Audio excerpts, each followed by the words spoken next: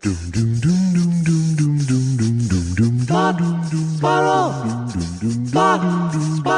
2 Jews, 2 mics, 2 hours, starting now. How are you, Josh? This is my new thing. I sing a song. I have to look at you. By the way, I'm halfway to home. Can you guess that there's been one change? You've ordered a boom arm for your mic stand, I hope. Well, that was a big thing. That is going to be ordered, but we didn't get it ordered. But I have ordered, but I ordered half of what I needed. What's that? Oh, nice. These are 6. I got 6 of these. Yeah. Maybe I'll have some less pops to... Well, also, the surface of a windscreen, it's not pretty after a few months. The surface of a windscreen, especially when you're a Jew. No, it traps COVID. No wonder why I would get COVID symptoms every Monday, Wednesday, and or Friday. That's it? That's it. That was I landed with that. I get nothing from you? Generally, that's my policy. No, I know that generally you're possibly. But you see what I was doing there? I was crazy. Good morning. I wanted to say before I start that you were wrong. I'm sorry, you were right. I was wrong. I shouldn't have punched the guy. I shouldn't have slapped the guy. Yeah. And then afterwards, I shouldn't have pretended that I won an award. Do you think that there's any real win in writing Will Smith material right now? Oh, yeah. Do you think there's still fruit on that tree? If July can't come too soon, if I go there, and we're going to need that then. Idiots, Will Smith punched Chris Rock. You don't remember that? Hold on, let me see what my next one is. According to Jim is in the news. Yes. That's how it'll feel by July. I can't remember the exact line that you wrote. And now on the subject of Jim Belushi, how old are these I think I gave you the note. This show has literally been off the air for 10 years. Regarding Jim Belushi, the show has literally been off the air for 5 years. Fucking Josh, again, he can't write. That's his problem. He wants to write jokes, doesn't write them well. But I want to tell you that it was recommended. I think I mentioned the show to you, but it's actually excellent. It's not even a guilty pleasure. It's Pam and Tommy. This always worries me when you have your hand on the mic because I know you're in stand-up mode. Oh no! Does it make sound too? No, it's like you're lucky I didn't take it out and work the rope. Pam and Tommy is really great. Someone recommended it to me. I forgot who recommended. I can't remember her name right now. And so I watched it, and Seth Rogen is unbelievably funny. Have you seen it? You did or not? I've seen some of it. Allison watched it, and so I took. How samples. good is his haircut? It was good. It's good. So anyway, I'm enjoying it, and I don't even know who Tommy Lee is. Tommy Lee's a drummer.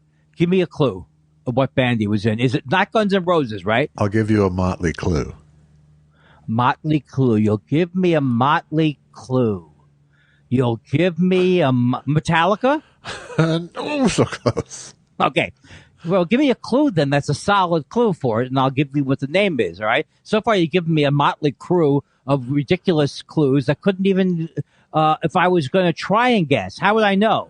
It's like I'm dealing with and that bit went on for 4 hours, then they took a break. I'm writing a new Island song about humor. Yeah. I like the joking because it's hot. That's the only song I can think of. It's an Island song. We're going to drive it, yeah, into the ground. We're going to drive it now. All the way down. We're going to drive it, yeah, into the ground.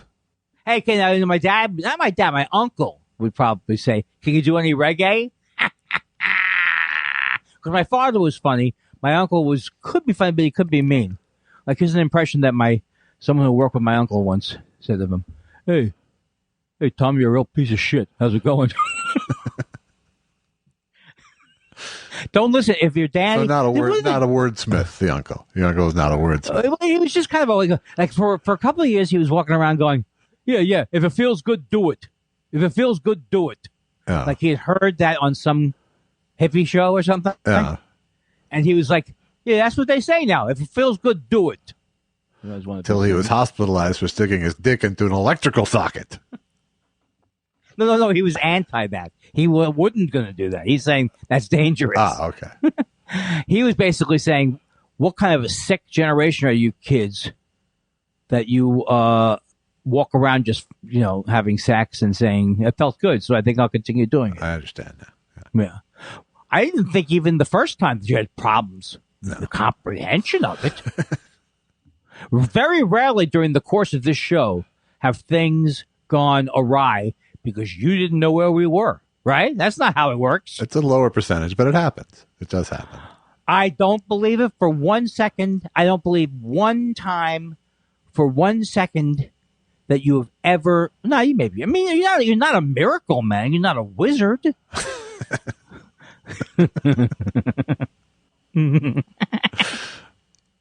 Have you ever shopped at the Wiz? All right, look. First of all, yes. Hi. I can tell you one thing today, that I'm in a good mood, and here's why. Well, you know you're in a good mood. This is what if anyone wants to do a podcast, this is one good rule that you can have if you're in my position, which I'm the dumb guy, right? I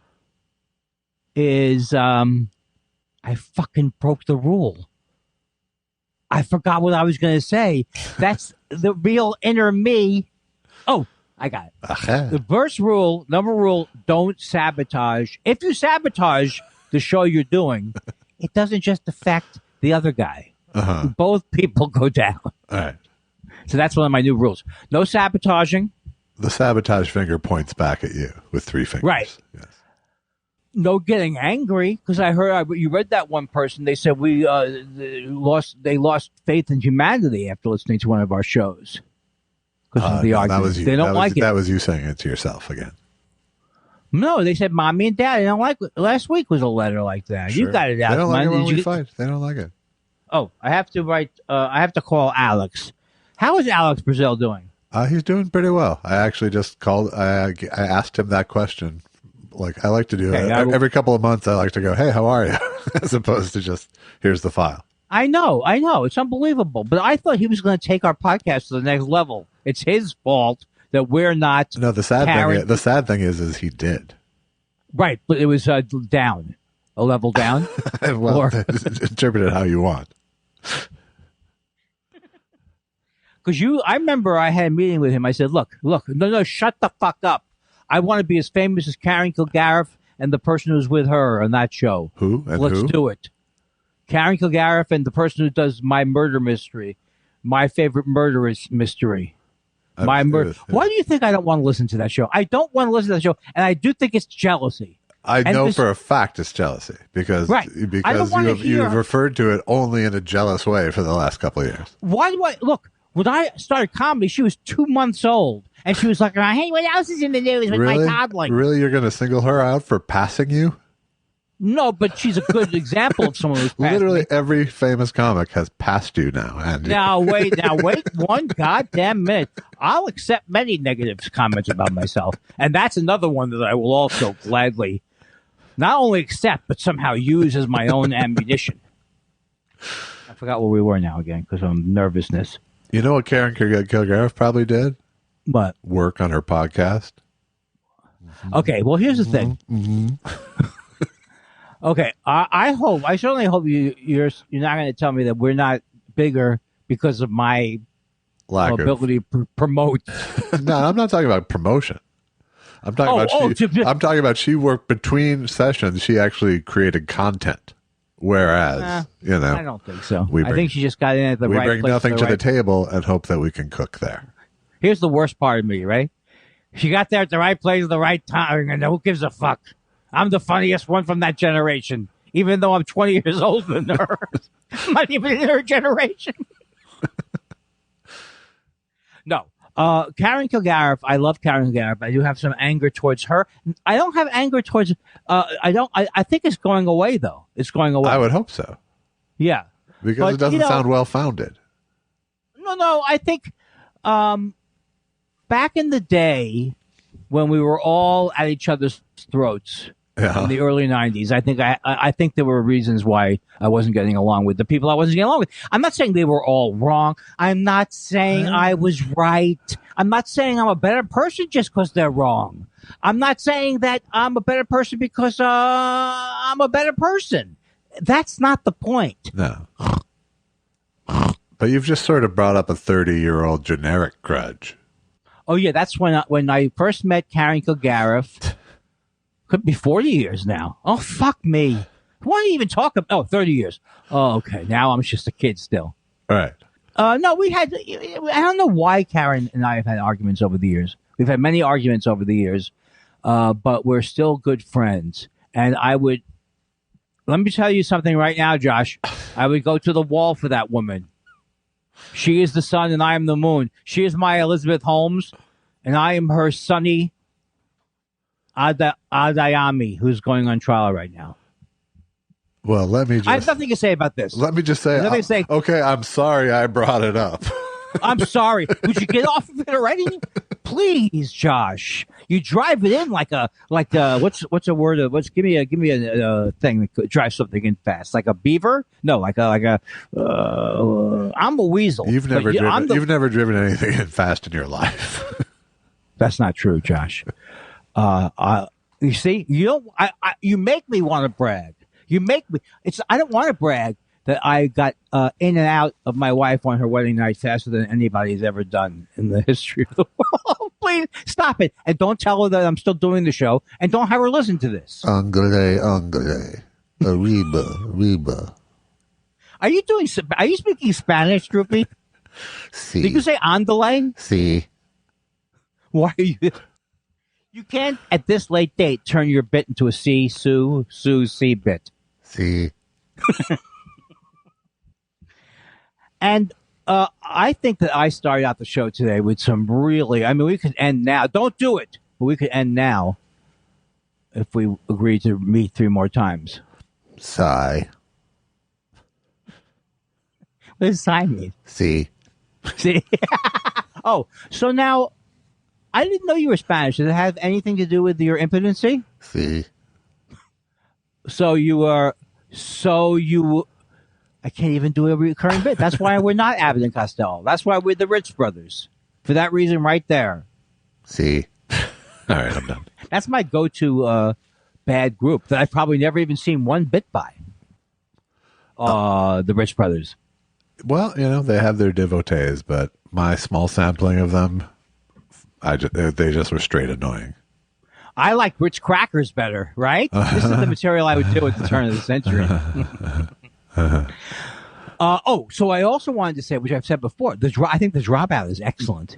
I finished watching The Dropout. Yeah. And the reason why The Dropout is it's directed by Michael Showalter, who used to be in The State, and he made the decision to make the thing funny, and a couple of times it's maybe too much, like the guy who's Elizabeth Holmes' partner, who's like an evil guy at the end. He's eating a cookie with her face on it while she's fucking. I mean, there's some things, but he goes for it. He absolutely, he'll go for a scene where Elizabeth Holmes is walking, and then all these big bodyguards are walking around with her, and it looks funny. I mean, I think the instruction is walk funnier, and it's just very funny. Yeah. It has that tone of I don't know what you call that tone when it's like funny. No, it's like you're making a point through the comedy too. Yeah. I don't know if there is a word for that. Yeah. Pungent. Good comedy. But they don't always make that choice. Maybe it's because I don't think. But tone, developing and maintaining a tone is what good directors do. It's unbelievably, because the thing is, he's really making you think while you're watching it that it is kind of he's making the further point that it is insane, kind of the way it is, because I don't know if you know about her, but she was like, I can't understand how anybody was taken in by this woman. This woman, to me, was the scariest person in the world. And she engineered her own voice, and she got $900 million. Her company was worth $9 billion, but it couldn't. The only thing it didn't have was the product that it was saying it had. Yeah, they blew the MacGuffin. Explain that one. Is that a golf thing again? Yeah, sure. Is that an extra? A mulligan? Sure. You've explained MacGuffin. I have like a lot of times, like enough No, times. five? Enough, Five yeah, times? at least 5. Certainly, I will. I'll write I'll down. commit to I have another list 5. now. Things I should check on that he won't talk to me about anymore. Mick, how do you spell MacGuffin? MACGUFFIN. You just made that up. No, I didn't. Okay, that's when you have a script that you're looking for stage business, so you put a muffin in the guy's hand, right? Mm-hmm. That's not it? It's what you drive through at McDonald's for breakfast. You giving them a MacGuffin? Yeah. That's good. See how you took a joke that wasn't funny of mine and made it slightly funnier by adding a punchline to it. I'm not an idea man. I'm a you laugh at me because you said it the first time we met together. I know, and you I said wish to every God I time never I said talk, every time I talk, it starts out unfunny. No, it gets no. more unfunny. Yes. And then about a half hour in, and after several grudges are dealt with, it's hilarious. So you got the essence of it, at least. I did get the essence of your note. If you want to give me notes, I will get the essence of it if I can make the other guy the bad guy in the note and pretend to take the advice. And as I take the advice, I go, yeah, I knew that already, but thanks for reminding me about the blow. I heard you say a sitcom thing the other week that was like only a sitcom guy would say what you said. Yeah. We were talking about it wasn't so much breaking a story or laying pipe or a blow, but it was that kind of a thing where I was like, holy moly, this guy is written on a show. That's what we'll do. We'll write a show business story about 2 struggling writers, one very handsome, but very Jewish. Very, very, very Jewish looking. One who's like a genius, stone cold genius. The other guy who's good, but he can't stop making fun of the other guy because the other guy maybe he is stupid, but that's no excuse. It just goes from a show pitch to a sad story. Maybe I am an idiot, but that's no excuse to, just my mother was a Quaker. My mom's a take him away. My mom's a Quaker. Take him away now. And his mother, she's dead. Good. Oh, I didn't need to add that to it. Do you do these little improvs in therapy? I think it might be productive. It could be. It would make the show funnier. Stop doing them here. My 20th wedding anniversary is coming up in a month. That's fantastic. So we want to do something special, but we don't know what to do because we're scared of people. I'd like to go back. What's that? I was going to say go to the place I went for dinner at Malibu with Allison. That master. Oh. Do they have a hotel there? No. It's where the chart house used to be. Got it. That's the southern part of Malibu, right? I don't know what I'm saying now. I'm just talking still.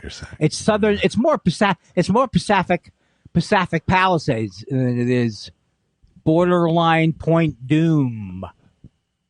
Hello, Josh. I can't see you anymore. That was literally. Where'd you fucking go? That literally is your was a diagnosis of yours is borderline Point Doom. Why am I in such a good mood today? And how can I extend it out? I don't know. To the other shows. Because that's all a good show is about, is feeling good about yourself. That's all that matters. It's like dealing with a crazy man, dealing with an annoying man. A guy who has an annoying crazy qualities. man is how I see it, really. Crazy man. They are not two sides of a different coin. Or they are, rather. This guy, Tommy Lee, walks around and he's got, I don't know if it is his penis in this show, but if it's anywhere real, boy, do I wish I was Tommy Lee walking around in your underwear like an idiot for 15 years. I believe it's a prosthetic on the show. Oh, yeah, it would have to be. But the reason they built it was to make it realistic. Which he did walk around like that. Yeah, well, the famous tape showed his dick extensively. Okay, I have literally not seen extensively. That so he has a large penis. Yeah. Okay, and you've seen the tape? I have in 1990 something. Yeah. And does it look professionally done? Oh, Tommy did it. See, I thought the whole show was going to be that Seth Rogen got mad and put cameras. This is how stupid I am. Put cameras in the place. That's what I thought was going to happen. I'll get back at him. Yeah. I will film him. That's not what happened. Also, I thought it would be on a video cassette. It wasn't on a video cassette. It's like a high 8 or something. Or what do they call those? Super 8, Video 8, High 8. They're all fast. And he goes to his friends. He goes, "Can you play these?" The guy goes, "That's what we do." He goes, "Can you play this, Dave?" That's what we do. I don't know why I'm enjoying it so much, but I'm only one episode in. And what's the best part is when the commercials come. Huh, honey? Did I not get you the Cadillac package, sweetie? Huh? We're saving $5 a month. And we're able to talk now. We're saving one imported bagel a month. Right. Right. And here, 10 seconds left, honey. I'll think about it. Maybe if they give me Disney Plus. No, I'm going to go for the whole thing. I don't want people to think that I'm cheap, which I am. I'm not cheap. I'm frugal. I'm very generous, right? I picked up a tab or two, right? Yeah, I mean, you've mitigated the generosity by going, look at me picking up the tab, but, you know. And I do one of these things. I go, whoa, kind of like a pointing to the table. Whoa, I haven't been to the Blue Jam or whatever the hell it's called in 3 years. I miss that place. I don't miss Jinkies. Do you like Jinkies? No. I'll go to Jinkies because I don't care that much. But okay. Will you go to Crave? I don't like Crave. I've never been to Crave. I've ordered there a couple times, and I no longer craved it. I think I mentioned this to you last week that there are 4 or 5 or 6 or 7 nail places right near us. Nail places. Yeah. And some of them are so inside nails that they're called sets. Come on down to sets. Yeah. Would you know what that means? No. I think it's something to do with the fingernails. Huh. Oh, I like to walk around and read some signs and think about what they mean. Oh, I like to walk around and see some signs and think about what they mean. What do they mean? What do they mean? What do all the little signs mean? No, okay. No walking. And I couldn't come up with anything. But I'm not kidding you. If you walk downtown in Sherman Oaks, there's a nail shop, a hot chicken place, a smoke shop. Repeat. That's where I was going with the joke. Nail shop, hot chicken shop. What was the third one? Smoke shop. Smoke shop. Now, are these smoke shops all money laundering places? I would think you wouldn't even need to have a head shop anymore. You'd order it online. But let's say you don't. You need one for every 100,000 miles. They've got 9 or 10 of them. Mike's Smoke Shop, Eddie's Smoke Shop, Big Daddy's Pipes. I'm mad about it, Josh. Oh, am I mad about it? Oh, it sticks in my craw, maybe. Are you still there? Yeah, I'm still there. I froze internally. I saw another. You said, tell me more about things you saw while you walk around. Happy to do it. So I was walking around the other day and I see in this store, it's got little shoes, it looks like a tiny bowling alley for little people my size. That's Jimmy O's. That's Jimmy O's you're thinking of. Oh, okay. Makes sense. All right. This one has shoes, but they're all it looks like a small, tiny bowling alley. But you know what it is? It's got shoes that look like bowling. They're all lined up, but then you turn the corner, boom. Cycle place. The cycle place.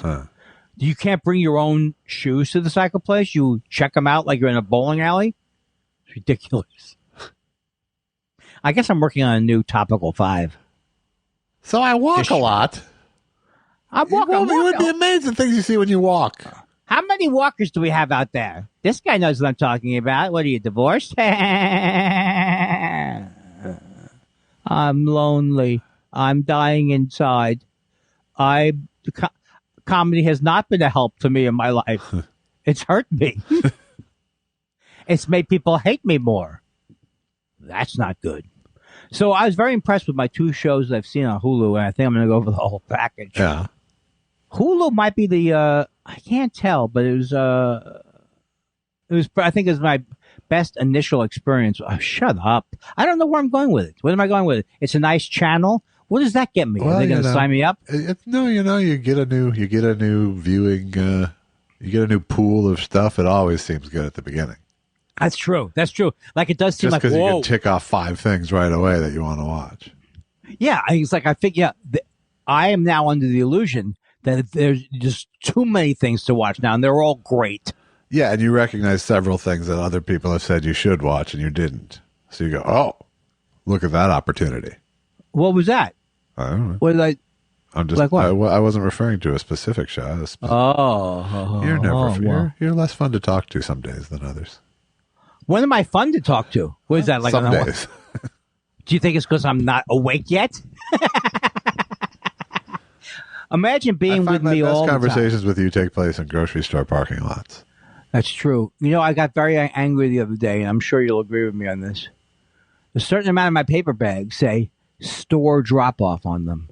Keep this bag dry, keep it dry and clean, and then walk up by the store. What they don't tell you is there's no supermarkets near you do it. And I walk to all 3 or 2. Well, CVS doesn't have it. Gelson's doesn't have it. And then I look at the fine print. Might not be in your area. Oh, Jesus. He actually fell out. Oh, my God. Josh. What happened? Where were you? I don't know. I blacked out a paper bag. Yeah. Okay. I get what you're saying now. I'm boring. I get where you're going with it. I wanted Tiger to win the Masters, but it wasn't to be. Yeah, I'm surprised you're still with Tiger. I'm with Tiger now more than I've ever been with him because I went off of Tiger for a few years because, like an idiot, I thought Pete Mickelson would be someone to root for, and then he turned out to be a right-wing douchebag. So I root for Tiger all the time. How can you not Tiger's doing a golf course with Trump. I wasn't happy with that. Yeah. Yeah, I'm still not happy with that, but he's still much superior to Phil Mickelson. Yeah. As a person. You don't go golfing with Condoleezza Rice as a mistake. Yeah, I don't know where you're getting, aside from, there's plenty of evidence that Tiger Woods has problems as a person as well. Well, that's true, but and I would go golfing with Condoleezza Rice, by the way. I would not. I would not go golfing with anybody from the George W. Bush or Reagan. I would love to say that I played golf with the Secretary of State. Well, okay. I feel like I could not spew rage on her for a round of golf. Oh, well, first of all, I hate golf, so that would be, it would be both. I'd prefer to do something different, but if it had to be. Well, everybody would. Everybody would unless you're Tiger Woods and 2 other guys. It's the most annoying sport I've ever seen. No, it's not annoying. It actually looks nice when they take a shot, but then when you learn what's involved in taking the shot, now keep your left on. You're going to do an unnatural movement that if you do get good at it, you'll probably have an injury by that point. That's not a natural thing for the body to go through. You should hit a golf ball like a baseball if it worked out like I had thought. You get low. There's a strike zone. Well, I'm just saying this for myself. When I went to play golf, I could not play it. You can't play it unless you know what you're doing, unless you're an excellent athlete who can see things. Right. Otherwise, you have to be shown how to play that sport. Otherwise, I think so. Otherwise, you're an idiot. You're not going to. What are you doing? You can't even hit it. Some people can, I understand, walk in and go, "Oh, I see, washinga," but it's an unnatural. But move. I don't understand why that's a strike against it. That it requires some instruction. No, it's a strike against me playing it. Yeah, no, I just think it's boring. I know people love it. I think people love it. But let's say you're on 18 holes with some asshole, or you didn't even know he was an asshole, and now you're with him, and then you find out he's the Secretary of State under Hitler. Right. I guess the thing here is I have no interest in the sport, and why am I justifying it? Just don't play it. No one's forcing it on me. Right. I haven't played in 15 years. So. Did you know there's a batting cage in there's a Sherman Oaks Park? I know you know it. is the hugest. I go walking there a few times a week. It's huge. It's 30 miles. It's like 30 square miles, this park. There's no parks on the East Coast like that.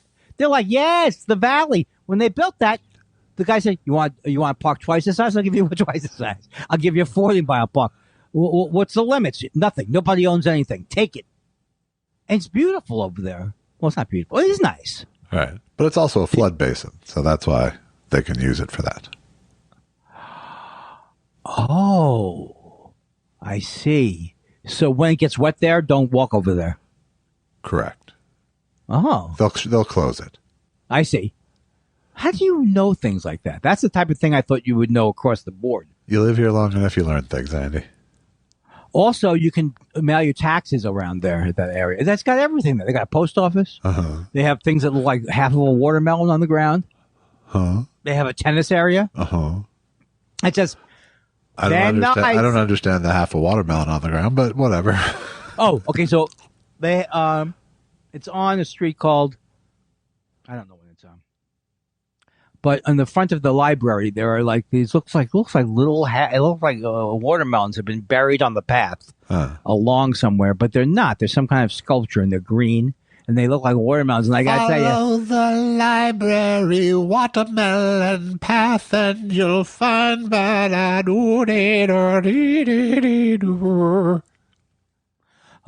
what's that song? Ba ba ba ba ba. It was sort of Lucy in the Sky with Diamonds. I was trying to go for something psychedelic. Yeah, I got high. I felt a little high. I haven't done any pot. I don't do any pot. You never experienced me on pot anymore. Maybe I grind up the Adderall. Maybe once a week I snort the Adderall. I'm the bad guy now. All of a sudden, I'm the bad guy. Do I seem too Adderall-y, or do I seem? You're a little plus. You're a little plus today. That means that there is no way out of. I thought that there'd be a way out of my personality. No. There's no getting around it. There's no getting around it. Good. You know what I'm not missing is the news. I've been very rarely watching it. Yeah. And, I mean, you have to watch it, but I mean, like, the inundation, the part of the news that used to drive me crazy, not the news even, the cable news, which was the discussion about the issue, really does not bring anything. In the old days, it brought nothing because it would have a guy from the left and a guy from the right. But now at least they have an expert. But if you watch an hour of the news, I don't know if you know this, you watch an hour of CNN, the next hour starts, you're watching the last hour pretty much. Well, the same fucking thing. And that's the difference between the Trump era. Because Trump would actively try to keep the news cycle. Oh, because he would say something crazy or like we don't know what he says every day now. No, it's great. It really is great. But that was I really always felt like that was literally how he was trying to do it. Is any time that it would get repetitive about him, he'd throw a new thing into the thing. But don't you? Here's the thing I don't understand. I guess I should understand. Wouldn't you think at this point, his followers, even if they were rabid followers, would say, "This guy, I know I'm stupid, but this guy's really a moron because he's saying things like that are." When he went in, they goes, "Yeah, great, that's great. He's a genius. He's a genius, Putin. Oh, he can get he can take over an entire country, and all they're going to do is sanctions. He's a genius." That's what Trump said. Right. How could one person like him? What is the people who like him? He is king of the morons. If you haven't quite got that yet, but he has no magnetism. He doesn't have the Ronald Reagan. Everything's going to be okay. I'm Ronald Reagan.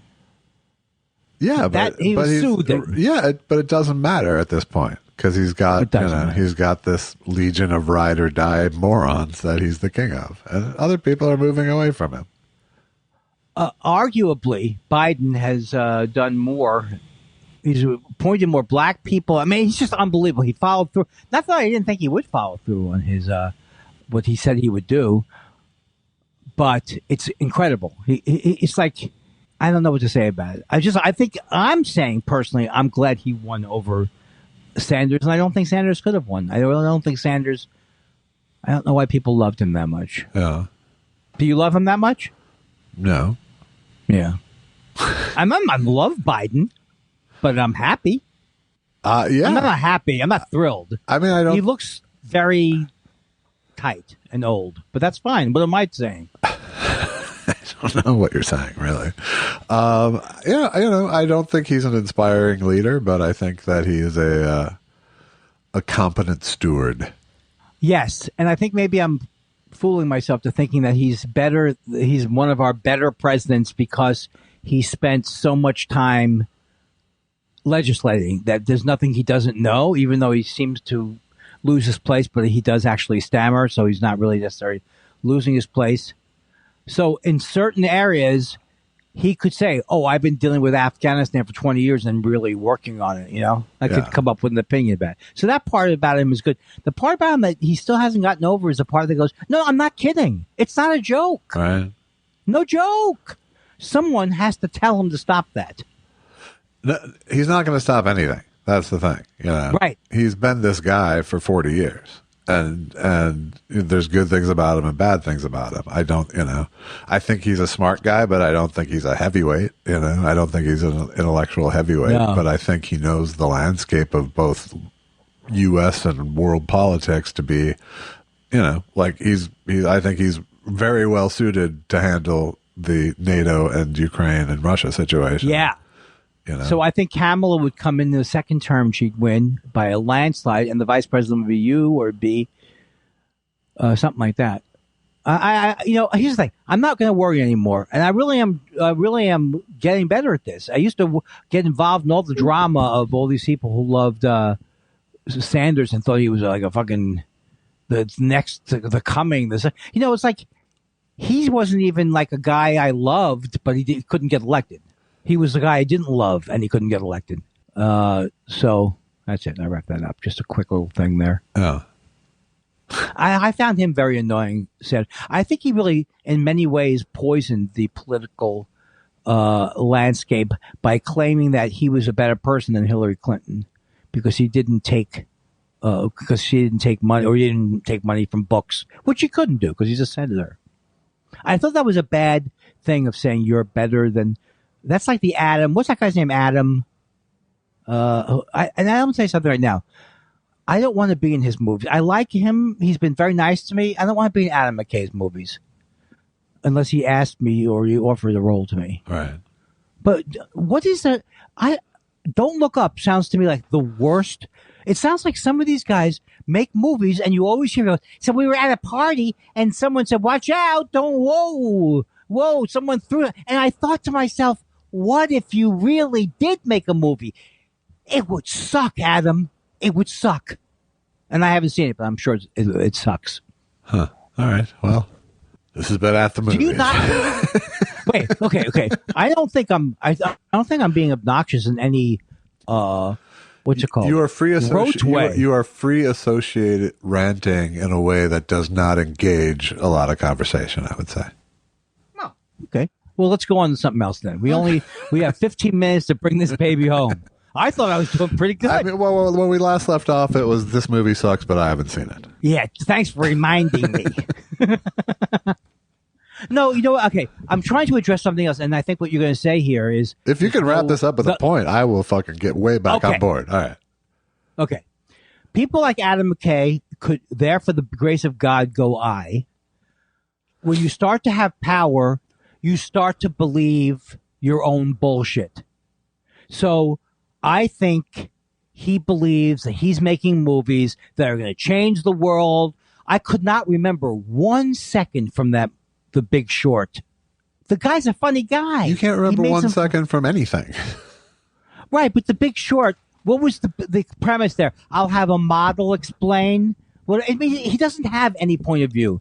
He is not an auteur or a director that you're going to remember years from now. And now he won't use me for anything. I guess I just after a while, sometimes, like when people celebrate something, it just seems so obviously like, I'm going to dress up this guy. He's going to look like Cheney for 3 hours.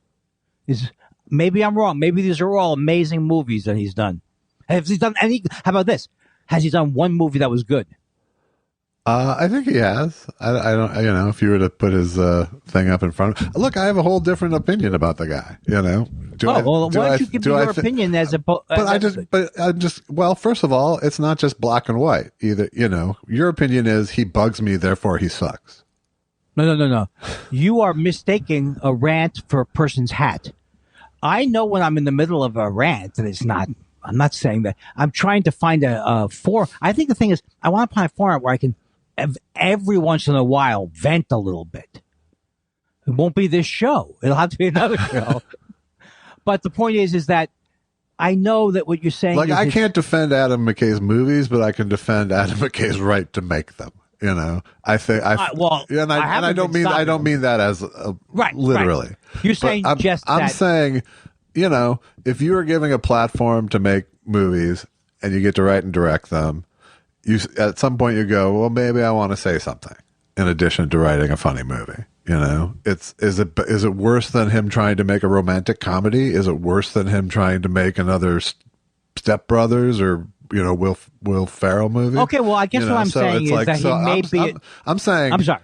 What I'm saying is, if you're going to, you know, there are great, important comedies in history. You know, there's Dr. Strangelove, there's Network, there's those movies, and I think he's trying to make those movies. I don't think he's up to the task.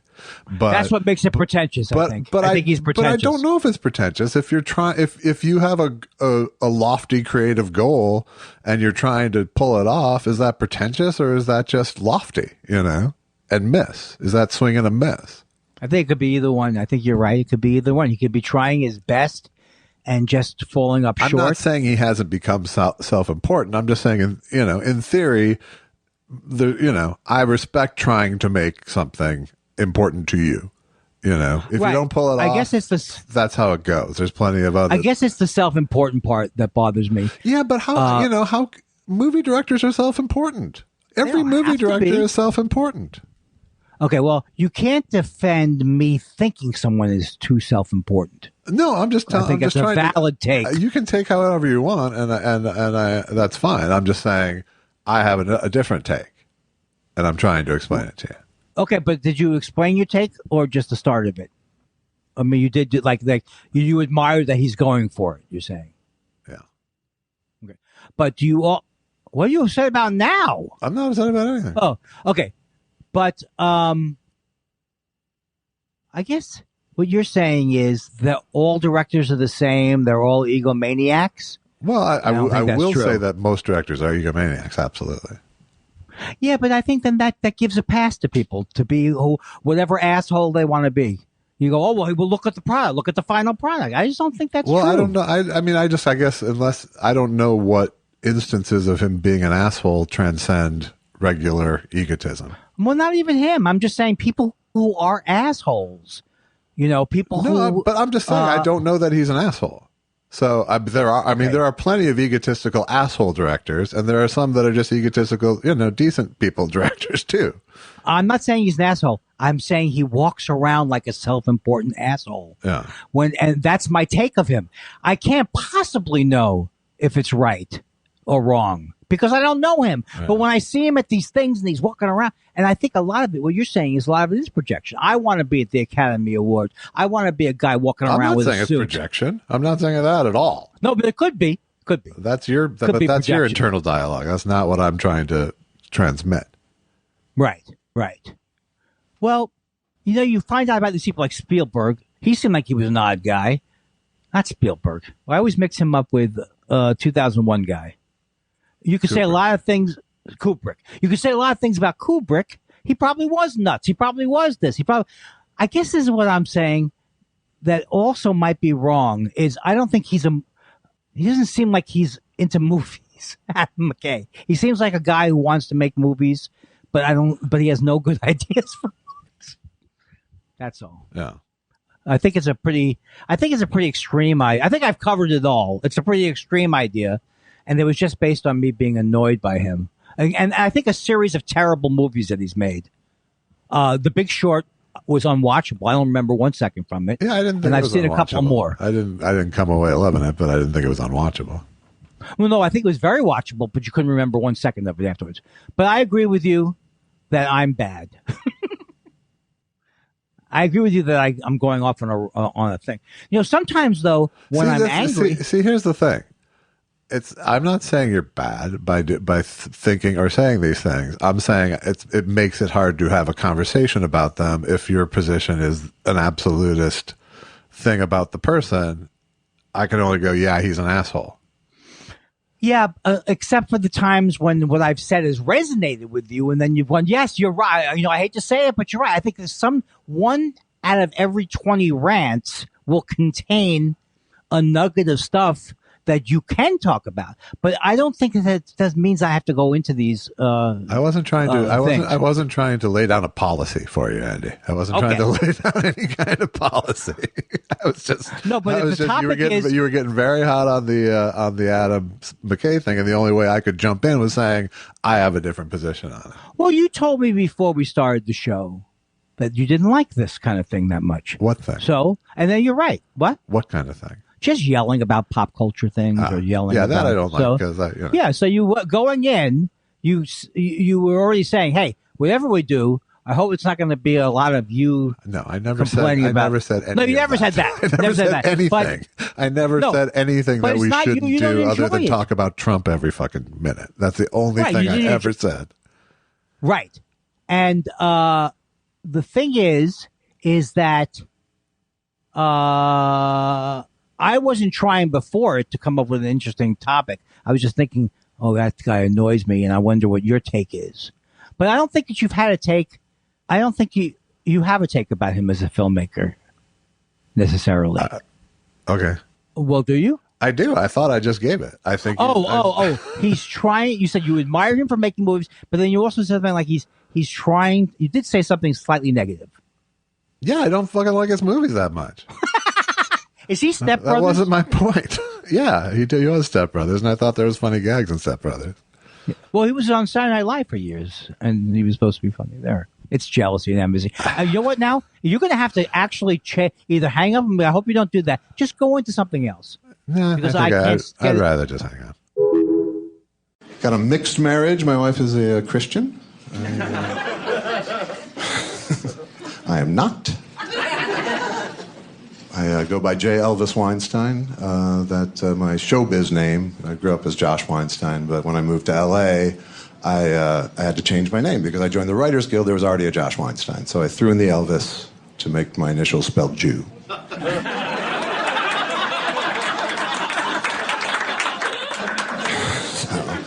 And that is the extent of my Judaism. Which is why my mixed marriage works just fine.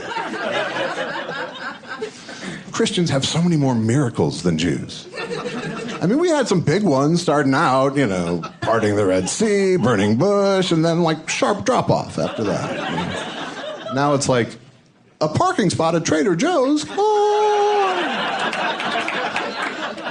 A productive political discussion. What? Christians have so many miracles. They still have them going on. They still go on. The Vatican has a whole division just for miracle verification. I read a thing not long ago about someone in Australia saw Jesus' face in a 4-cheese pizza. So I guess the Vatican has to send a guy out to check it out, Look at it and go, no, I'm pretty sure that's Zach Galifianakis in your pizza. By the way, I'm from Rome. That's not a pizza. I don't know what kind of Australian bullshit you're trying to pull with that, but... We got our big miracle holidays coming up. Easter, that's a big, Jesus has risen. Go find some eggs. What? I don't understand that. We have Passover coming up. I don't understand the symbolism there either. Passover celebrates the Jews being freed from slavery in Egypt. Moses leading them out. God parting the Red Sea. Leading them to freedom. And we celebrate it with a cracker. The matzah. You may have seen it in stores. The reason we celebrate it with this cracker, I was taught, was because the Jews had to leave Egypt with such haste. And that's how they said it. With such haste. That they didn't have time for the bread to rise. And this is what we're still bitching about 5,000 years later. It is such a Jewish holiday. Miss the miracle to bitch about the food. Yes. Oh, it was a nice exodus, but the bread... very dry. Very dry. Why has God forsaken us?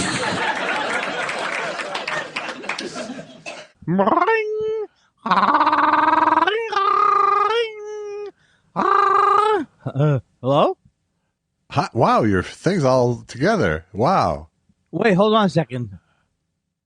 Let me just see if this works. Oh, you really said it did work. All right, give me one more chance. All right, one more chance, right? Hooch. Susan, did you turn the volume up? Gargle hotline.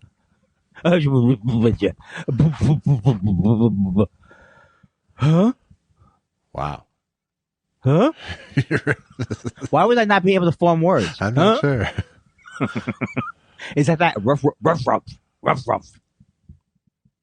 Why am I facing catty corner to you? I don't know. Why can't I just face you? I don't know. Oh, you know why? Because sometimes I want to... Because of the stupid lack of boom mic. Let me get the boom stand out of my way. Let me get the boom stand out of my way first. Right. Oh, I'll tell you. I feel almost like you're passively aggressively trying to get me to order it for you, and I'm just No, please don't do that. That would be too much. That'd be too much. Susan's gonna do. She's gonna show me today. She's gonna show me how to use the keyboard of the computer. Excited about that. Oh, Josh, what are we gonna do with it? What are we gonna do about this whole thing? Right? If you can't win. I'm coming up with a lot more of these. You can't win for losing. Yeah. What do you got? I don't know. I don't have anything along those lines. Same old, same old. Some of that. This one I never liked. Same shit, different day. Is that it? Same shit, different day. Yeah. Why are those people living? Why don't they kill themselves? People who talk like that. I think it's a warning sign. Like, ask me what day today is. Hey, Andy, what day is it? All day. No, that's not the way. No. Is it Friday? Is how you... Yeah, it's Friday. In fact, Josh, I don't know if you realize this. It stays Friday until Saturday comes. I hate to put you down, but it's so funny. I think that was one of my examples in my classic dork tax bit that I sold to Louis Anderson. Was is it Friday today? All day. Ching ching. What's that sound you made? Ching ching. That's the dork tax being levied. Did you get a haircut? Got them all cut. Ching ching. Ching ching. Oh, are you going to wash your car? Are you washing your car? When you're done, could you wash my Mr. Please? Ching, when ching. you're done, could you wash my Mr. Please? Do I get the bit back now that Louis is dead? That might be the worst thing you've asked me today. Probably. I don't think he would mind. Especially since he only did it once after buying it from me for $3,000. Are you kidding me? No. Why $3,000? That's a lot of money. Because I didn't want to sell it, and I thought that price would ward him off. And it didn't. No. I want that bit. Okay, fine, Louis. $3,000. Fine. Huh? Ching chang. Ching chang. You're not doing, this is not the way you're supposed to remember him with your... Oh, see, that's, if you knew Louis, you don't remember anything about public Louis. You don't remember what? You don't remember anything about public Louis. I don't think I ever saw Private Louis. Well, I did sometimes. He was super funny, but part of what made him so funny was that he was just a mean motherfucker. And he had enough decency to not make that part of his public persona, but he was a comedian first and foremost, and yeah, he just had like a razor sharp kind of. Well, they say Leno has that too. Leno, they say, can be extremely vicious and funny. Yeah. But he never wants to show that part to anybody. Right. Well, he'd be like, and go, hey, Kindler. Hey, what are you watching there? I think I told you this a million times. You come in and people watching TV, sports, you go, yeah, is the grape team beating the cherry team? Huh? Who's winning? Who's the, the green team? Huh? You watching sports? I just think but I didn't do the funny version of it, but I've heard that he was like amongst his friends, he would be funny. Yeah, he's a belittler. Viciously funny. He's a belittler, for sure. I was watching that show, Tommy, Pam and Tommy. And Leno on that show is so great. It looks like his face is all cobbled together. It's when you hear... Is it a prosthetic Leno? It's prosthetic Leno, but it's also when you go, yeah, Tommy Lee. You know, when you hear these jokes 30 years after, yeah, Tommy Lee and apparently had his sex tape. It's like you can't even believe it ever worked for anybody. This guy, how could he have been competing with anyone? Now I'm mad at Letterman for making it close with this idiot. It is kind of funny now when you see those two. Like, oh, I was a huge Letterman fan, but just the idea that those two were the way they were fighting over it, and just the whole tenor of that argument of what's gonna happen with late night. It's all male, you know. It's like it's so it doesn't even seem like a real thing now to me. Yeah, like the Johnny Carson days. It wasn't really a real thing then, but we all treated it like a real thing. That's true. It meant nothing. Yeah. It meant nothing then. The difference between Leno and Letterman with monologues, though, is that like Leno would commit to any joke, and Letterman would bail on any joke. Well, and also, you know, it is interesting that the background of the show. I'm sure we talked about this before, that they were not supposed to do monologues. Well, that was of the late night show when they followed Carson. They couldn't have a sidekick on the panel, and they couldn't have a monologue. And so I would have thought that would have eventually. Well, he didn't come there, David Letterman, to prove that he could have the best 7 jokes every night. I mean, or whatever jokes. That wasn't his thing. He wasn't trying to. No, but like you said, because his TV persona was formed in the vacuum of that, you know. Yeah. But just the whole idea, like, what's going to happen? I can't remember the guy's name. What's he going to say, Hugh Grant? That's it, Hugh Grant. What's going to happen? It's the worst thing that's ever happened in the history of America. Got a blowjob. But actors walking around, I mean, how is he going to come back from this? Yes. And yes, what were you and that's considered like Leno's best moment? Oh, I don't know what I was thinking. Let me say something. Wait, what do you think, huh? Wow. Jay Leno asks question to celebrity. Saves celebrity's career and the Tonight Show. Both. Yes. Even Letterman calls up to admit, I was wrong about it. You are the greatest host with your robotic. See, here's the thing. I think I'm funnier. No one can turn a blowjob into blowjob aid like you. No one can turn a terrible Britney Spears joke into Britney Spears aid. All of those jokes, if you laid those end to end, they would be the longest line of bullshit. I don't know why. Good thing the roast isn't tonight. That's all I'm saying to you. It's a good thing we're still in the beta testing. Yeah, Josh. All right, we're here to honor Josh. What are you wearing that stupid baseball hat for, you fuck? What? I don't know. It's baseball season? I don't know. Hey, oh, by the way, and don't tell me I'm wrong, the Mets. We got the Mets. We're in first place a couple days ago, and we're going all the way. Hoo, hoo, hoo. Ha, ha, ha. That's my cheer. Yeah. So far. But we were in first place a couple days ago. Woo-hoo-hoo. That's fantastic. After I couldn't name day one. 2. Well, this used to be when I was younger, this used to be a way that I would have fun with my friends. Remember Dennis Rybant? Oh, yeah, I sure do. Stuff like that. Yeah. He was a relief pitcher for the Mets. Gotcha. And you know my story about going to Jerry Arrigo's apartment as a 11-year-old kid or whatever and knocking on his door. What are you guys doing here? Can we have your autograph, Jerry Arrigo? Yeah. All right.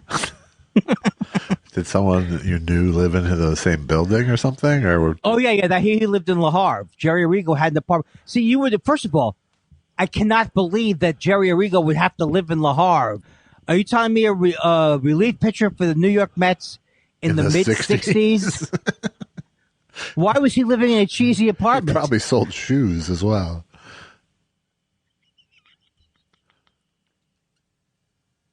Mr. Arrigo, do you have my PF flyers? Did they come in? But it was fun. You know what, though? I have less balls today Yeah, we in all terms do. of like we all do. we all do about stuff like that, right? I was reading about some very embarrassing thing. Oh, I can't remember it. So now you're going to have to bring you in and go, do you remember what it was I'm saying? Yeah. And then you go, no, Andy, I don't. Well, can you at least stay with me on the show that I was going to talk about? What show did you see, Andy? You know, the new show, Tam and Pommy. Are you trying to say Pam and Tommy? Yes. I like this guy. Yes. Cheesecake. Andy. Shh. Let me do the show. What would be the purpose of keeping going at that point? Shh. Andy. What? This whole episode is the Josh Doesn't Talk show, pretty much. What? And by the way, I wanted to ask you, you're busy. You've got a lot to do this. You must be busy this week, something like that. Something like that. Were you busy this week? I was a little busy this week. Oh, okay. Never too busy for you, though. You know what? You say that, and it sounds phony, but I don't think it is. No. Ooh. Ooh. No. Oh, man. So, That's the old man that signals it's time to go to letters. do you think it's that quick, though? Okay. I mean, I know what you're saying. Here's your point. You're not going to say something interesting, right? Right. I'm sorry. To the contrary. Did you have more feet shuffling to do? It's time for questions. What do you want to know? We love your questions so much. It's half our show. Half our show. Oh my God, look at all of these questions. Oh my God, it's fun for us. Pickle says, Bruno Kirby says, marriages don't break up on account of infidelity. It's just a symptom that something else is wrong. Then Billy Crystal says, oh really? Well, that symptom is fucking my wife. That's some funny shit, huh, guys? Any Easter plans? Pickles. I thought when you were saying that, all I could think of was Bruno Kirby and Albert Brooks in a fantastic scene from that hilarious movie. Yeah. Should I know what this movie is? I think it's When Harry Met Sally. Oh, okay. Right. Marriages don't, okay, so Bruno Kirby, I don't even remember him being in that movie. And I saw that movie 5 times. I guess I've seen the movie, I love that movie, or I loved that movie. I am actually afraid to see it, that it might not hold up as well. Harry Met Sally? Is that what? Yeah, I loved it. I saw it 4 times. I loved it. Yeah. I think it's still, it still banters the same. Well, you know who ages well? Billy Crystal. Oh, yeah. He ages great. Have you heard this jazz guy? Yo, jazz. Jazz. No, that's not how he says it. He goes, hey, You it's kind of like you don't want to get it right because it's like Muhammad Ali. He does his Muhammad Ali. I just want to say. You can't insult someone's racist impression without sounding that's racist. Right. Thank you for you hipped me to that. He's doing Mr. Saturday Night as a musical now on Broadway. Stop saying things. You know that's not true. It is 100%. He's not in it, right? He is in it. Who else is going to play the bad character, but without prosthetic makeup now? I don't want. My dad wouldn't have even enjoyed that show. And he likes 700 Saturdays. I saw him on Bob Costas' show on HBO a couple weeks ago, and he's in old Jewish comic bad toupee mode now. What were you saying? He has a bad toupee? Yes, he does. But he won't admit it? Well, I mean, he wasn't asked about it, if that's what you mean. I would be asking about it because that's my problem. The only thing it's that pretty much just Willard Scott and Carl Reiner that admit their toupee use. Wait, Carl Reiner admitted it past the Dick Van Dyke Show? I guess he did. Well, once he did that, he was pretty much committed to being a bald guy who, if he had hair, it wasn't real. He had some great, hilarious scenes there with like different hairs on. Well, there was a whole episode about Laura outing him and his toupee. Yes, that was very funny. She has to come into the office. Yes. Yeah, Laura, it's great. It's great. How about this one, Laura? Why do I not? Why do I try to? Why? You already covered it. I'm okay now. All right.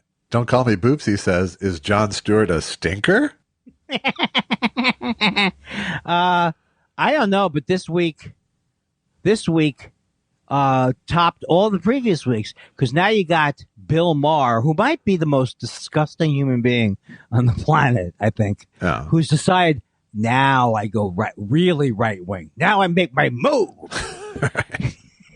He's on Joe Rogan, and they're both anti-vaxxers. Yeah. You know, Bill Maher for years has been really, I don't know what the word would be, stupid when it comes to, we're very unhealthy as a nation, so that means vaccines can't work. Wasn't he old enough to know about polio? I mean, seriously, why do you keep loving him? I'm sorry. I'm going to take some time and rethink my position.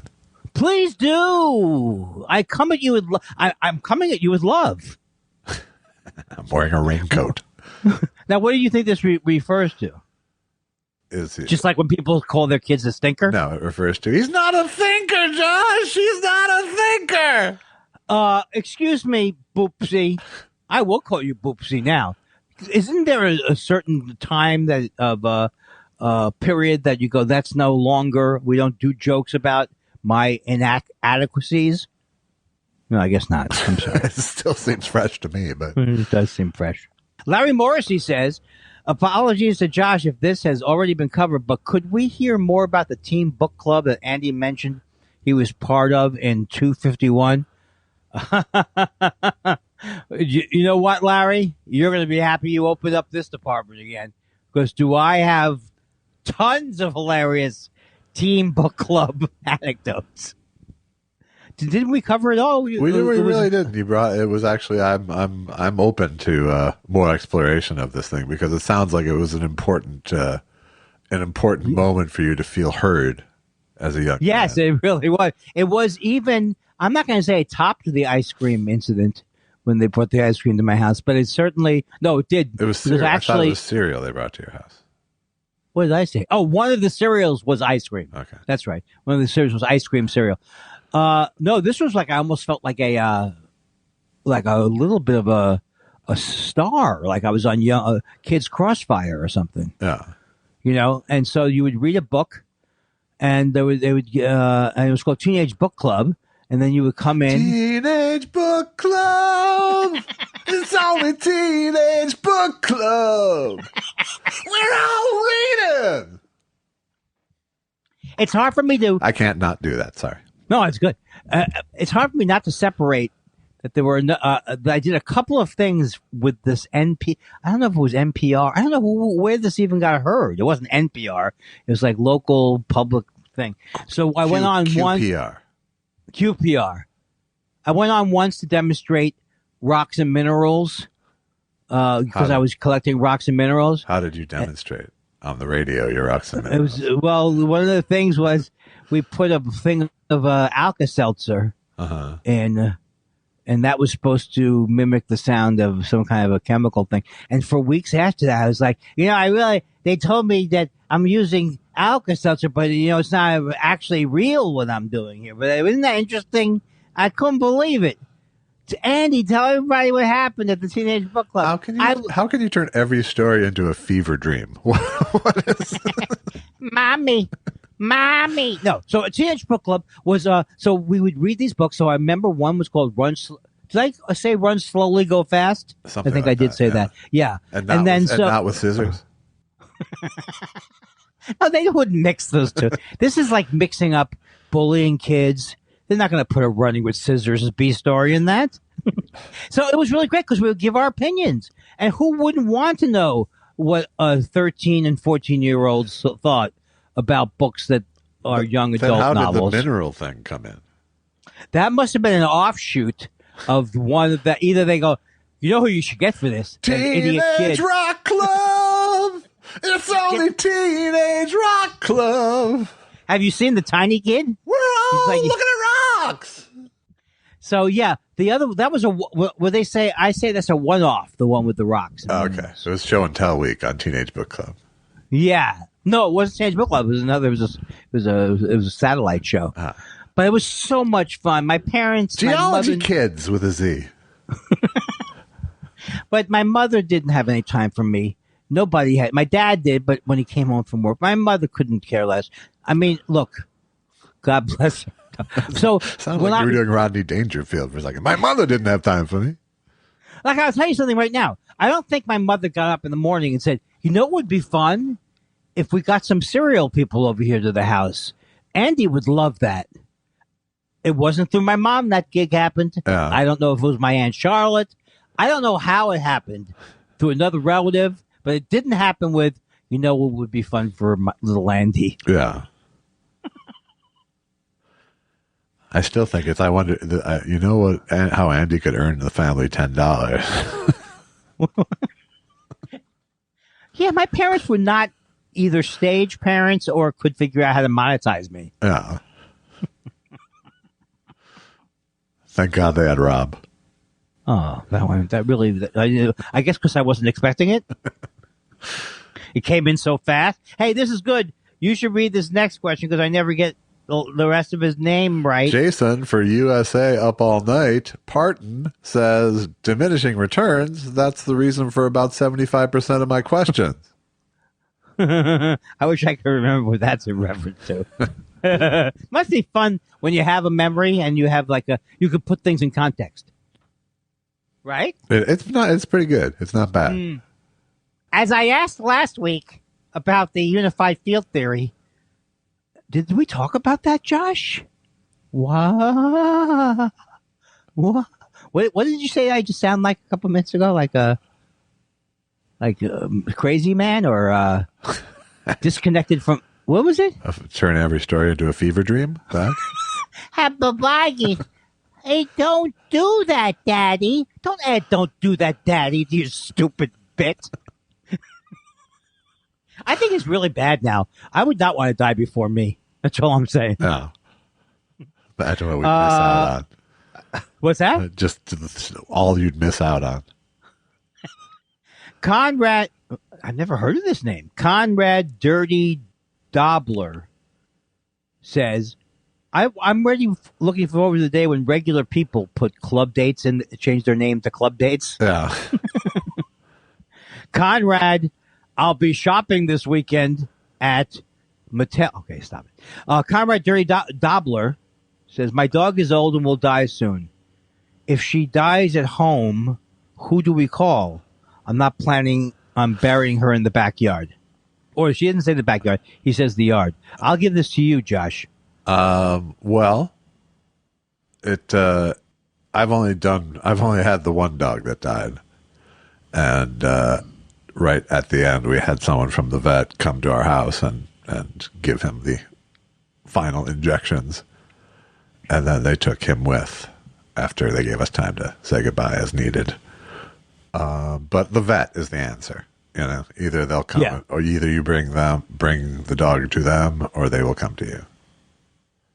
I mean, not to compare people to pets, but it is when these things happen, you really are not prepared for it. Like even when my mother passed, I was like, what should we do about the funeral home? I'd already dealt with my father. I couldn't remember one thing about anything. All right. You know, take him to Gleason. I don't know what you're talking about. What do you mean? Take him to Gleason. You know, it's like you really. I think some people are probably good at it or good under pressure or know what's going on, but my mind goes blank anyway. So that's a good question to ask. It is a very practical question to ask. I noticed this thing with the pets is that people love their pets and then they can't deal when their pets pass. And then that stops people from getting pets, which is where that's not where we are right now. But I do think that we are missing a lot from our lives. I feel like good advice I got and I've passed on to people and they've also claimed it was good advice for them is like when you lose a dog, you're never going to replace that dog if you get another one, but you can replace a lot of of what that dog brought to the table. You know? Yeah, that's it's true. just the dog energy is what you miss as much Yeah. as anything. So like we got Clyde like 10 days after Larry died. Oh, I Just remember because we Larry. felt such a void in the house, you know. Larry was a very kind dog. Larry was a hilarious dog. Larry was one of just And kind of big, too, right? no, he was a corgi. Oh, why am I mixing him up? Huh. Larry, How big is a corgi? Larry was a black and tan corgi who had a long body and short legs, and Wow, I think I was mixed like, you up with Letterman's dog. yeah. How long ago was that now? 12 years? 10 years? Larry died at the end of 2010. It's unbelievable. And Clyde came on board that same month. No, mean, Larry someone died said- right the day before Thanksgiving, and then by mid-December, Clyde was on board. The only way that you can avoid it is if you get if you become friends with a very friendly turtle or something like that will outlive you. Right. Or a parrot. Parrot. And they'll talk shit about you when you're gone, too, which is nice. Ah! Shut up! Shut up, stupid!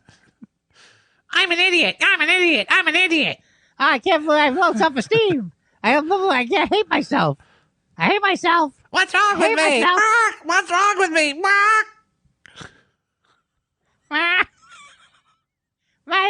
My penis doesn't work. My penis doesn't work. Well, they don't say his. They repeat what you say. I can't play pool with a rope. What is this? That your version of the parrot is from a movie or something. Do they always say? That's an indicator that you're doing a parrot, I think, is really what it is. It's shorthand. Because otherwise people would just think I'm doing you.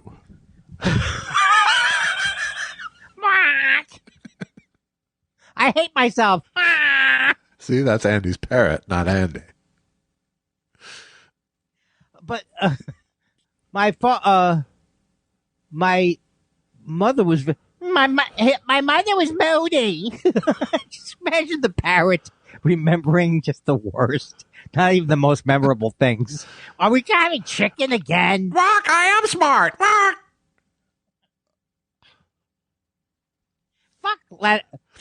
Fuck Leno. Fuck Leno. It's a good placeholder. See? I love it so much.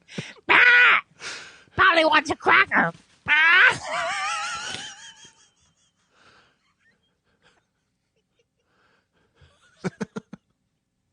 Mark, Polly wants an Adderall. Mark! Better when you crush it up. Better when you crush it up. Take 20 milligrams. Mark, wipe your nose. Mark! Take a quarter every 15 minutes during the show. It's my prescription and I'd call it a microdose. Mark!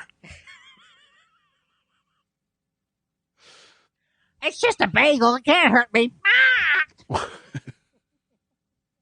just a bagel. I had 4 of them. Honey, I'm having a walk. Maybe I shouldn't have talked about my limp penis for years. Call 911. Walk.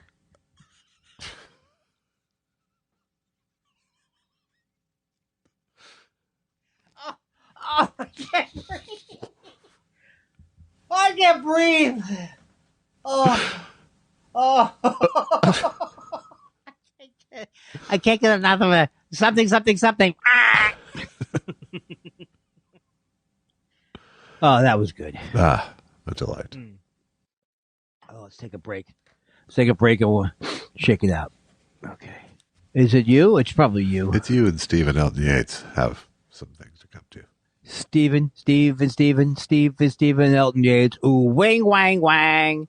Stephen Elton Yates says, I was 14 when Jack Benny died in 1974, and I remember being really sad, mostly based on TV coverage, in spite of not being a huge fan. Have you ever been unusually affected by a random celeb passing? Shag, Pesach, Kasher, V'Sameach. Chag Pesach Kasher V'Sameach is what that's. V'Sameach. For Emaru Amen. Very nice, Stephen. Not a random celeb, but I get upset. Everyone dies. I know the story he's saying. I probably have had it happen. Yeah. We were sadder than your actual feelings. Yeah. Like, I'm trying to think of who I could knock. I mean, I guess I was like 9 when Lennon was shot, and it was sort of an abstraction to me. Yeah, and that was the worst day of my life, which I've mentioned many times. Yes. Haven't I? I don't think it's true, though. No, it's not true. It's hyperbole. But at that moment, up to that moment, and on LSD, it was not a good evening or a couple of weeks after that. No, I definitely personalized it. I personalized it to, you drove out to California. Now you're starting your life after fun in college. And now Lennon's dead and Reagan is president, and it's over. Catch her in the rye with diamonds. Why am I laughing at a Mark David Chapman reference? I'm not really laughing. I'm laughing uncomfortably. But you know why? Because I'm over it now. I was over it, but it only took me probably 10 years to be able to not get sad on December 8th. Yeah. No, I always look at it. No. I always look at it as a symbolic. Soon after that, I became a huge Beatle fan, and I got very retro sad about December 8th. But when it actually happened, I knew who the Beatles were, but I didn't have any connection to them. Right. I'm older than you, and I've had a lot of experiences. Yeah, it's true. You know what I mean? Yeah. You've forgotten more experiences than I've had. Well, then that's just a general point. It has nothing to do with. It's just a fact. Yeah. Yeah. That's what you have to look forward to. No, you don't have to look forward to. Like breakfast, for example. Right. But you don't have to worry about that, about those kind of things that happen to me. You know why? Because, have you tried Nariva? No, I don't really like. You don't want more. You don't want. No, thank you. I say to more brain function. Really? More if brain I said function? To you, no, thank you. Oh, okay. Susan almost jumps out of defenestrate yourself when that commercial comes on. Yeah. That commercial has a trigger in it that once you've seen it more than 4 times, you want to kill yourself during that commercial. I'm with you there. I'm with you and Susan, I have to say. It is not it is not helping her overall cue. And on the other side, and by the way, Nariva comes with extra Q.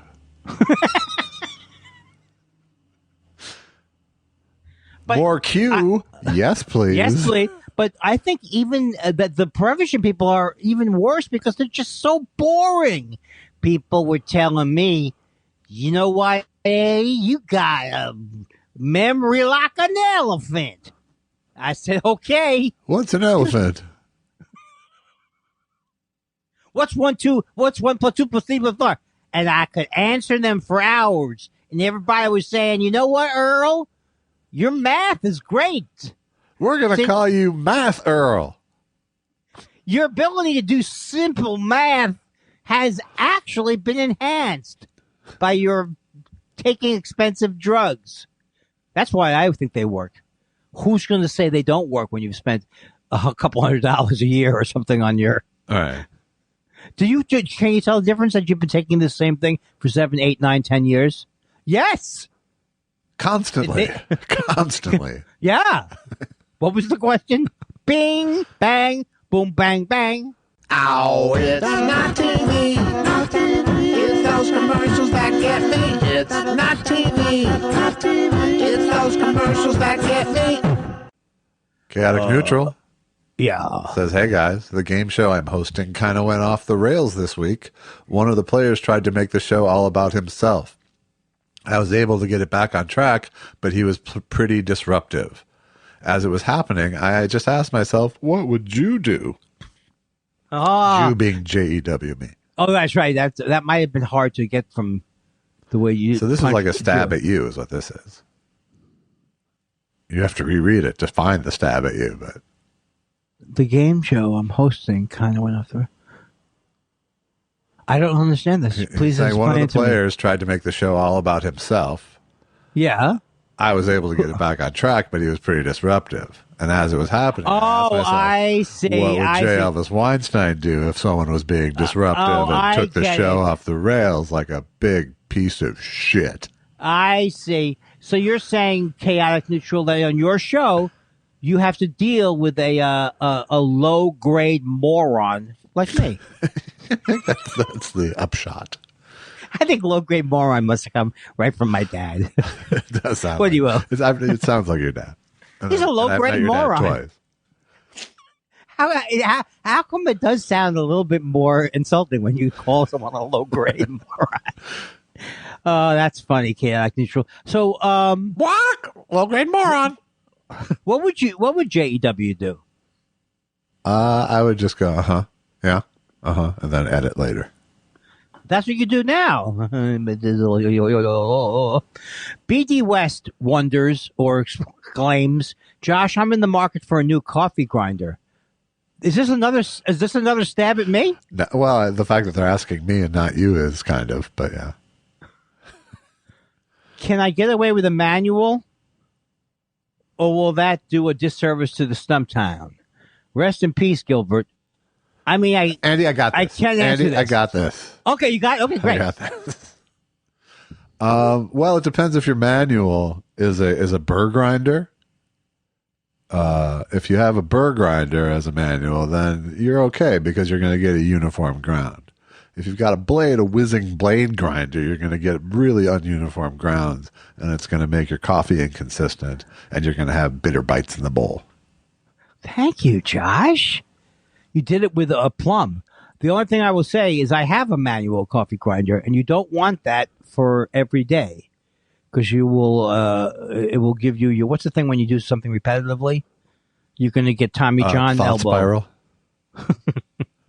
No, when you keep doing that and then you can't, and then you have to wear a thing. A repetitive stress injury from a cup of coffee? Yeah. I don't think you are, Andy. No, you won't, but it takes you a long time to grind up like even one cup of coffee with a manual. You look like a fucking monkey right now. Stop it. Oh, I'm jerking off with my other hand. Misdirection. Tweet, tweet, tweet, tweet, tweet, tweet, to twiddle diddle dee, dee, dee, dee, to twiddle diddle dee. Ooh-wee.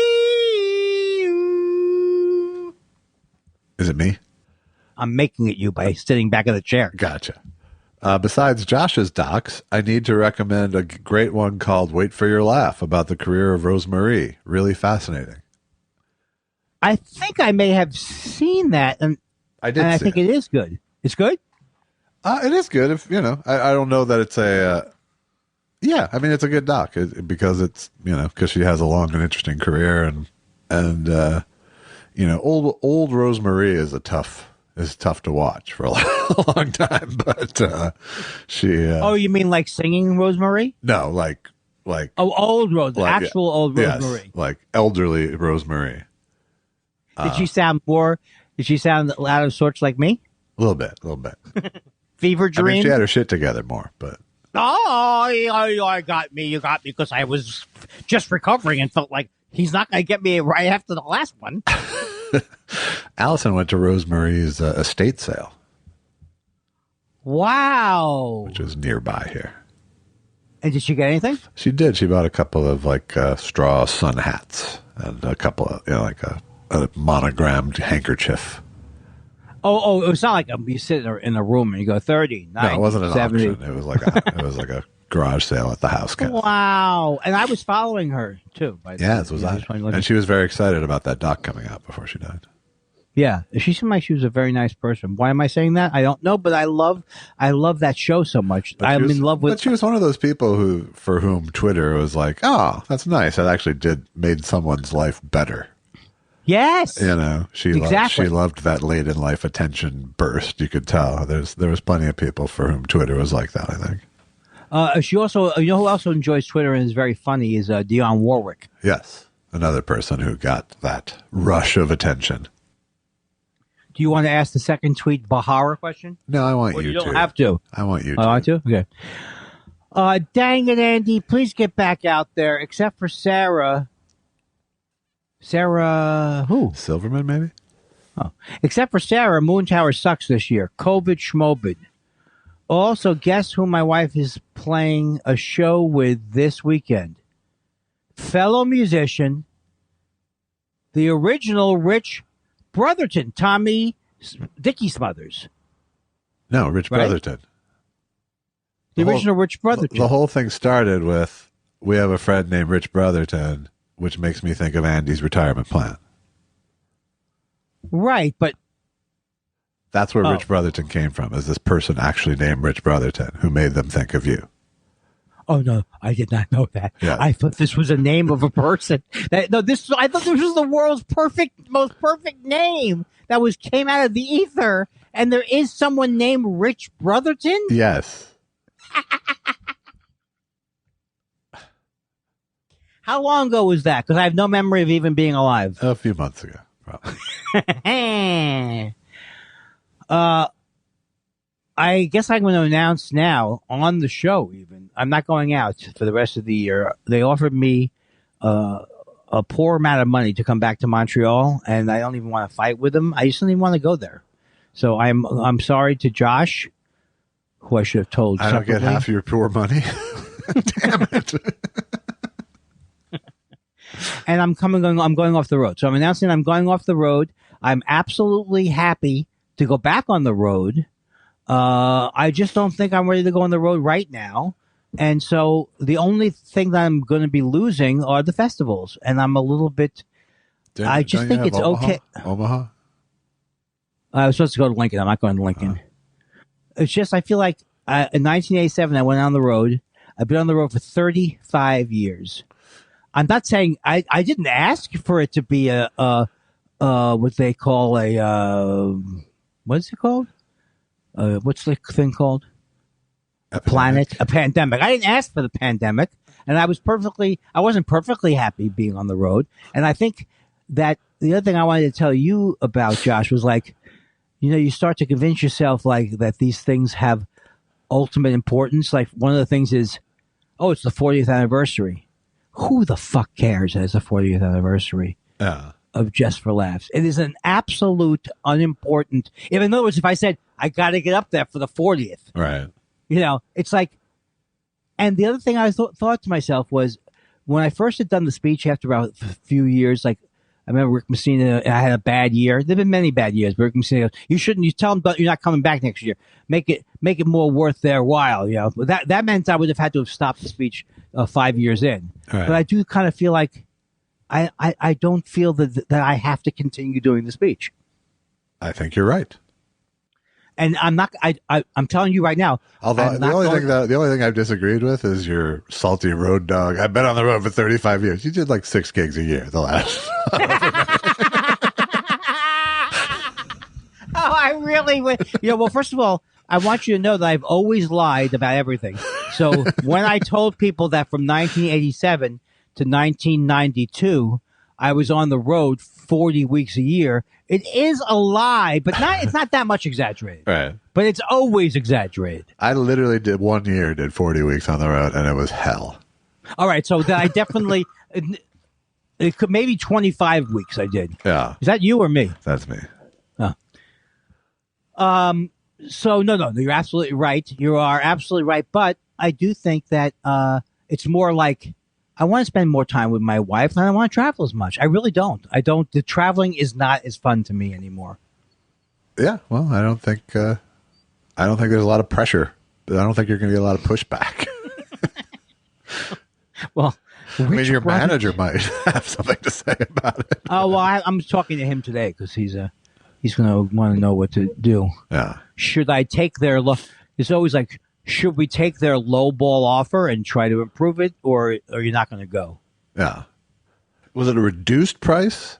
Yes. Wow. It was like a way reduced price because they're not going to do. They didn't include the television component. Yeah. See, I usually tape something up there, and see from my point of view, this is the kind of argument this festival's been making forever. They always, when they want to pay you nothing, they go, "Hey, we can't. Look what you're doing," and there's not enough money in it, and so like I don't know what my point was there, but the point is, what was my point, Josh? Tell me what my point was. The low ball offer. Oh, yeah. So they say if they want to pay you less, they go, we don't even charge for your speech, right? That's what they'll say. But obviously, the speech is of value to people who go for their day programming, seem to enjoy the speech a lot. Can you put a dollar figure on that? Montreal says you can't, right? So the fact that they didn't have a TV component this year is irrelevant to me. I saw this price I was getting as going up over a 25-year period, Right. based on all the stuff, and then they go, we're going to take 1/3 of that out this year because we're not doing the TV thing. Right. It never changes in show business because in 1991 I was playing Canada and they couldn't have room for me at the hotel because there was the Calgary Stampede. So then they didn't have me go to the hotel until one night later. So they wouldn't pay me the $50 for the set that I would have had they been able to take me at the hotel. And they're like, we gave you the night off. And Swift Current? You gave me the night off in Medicine Hat?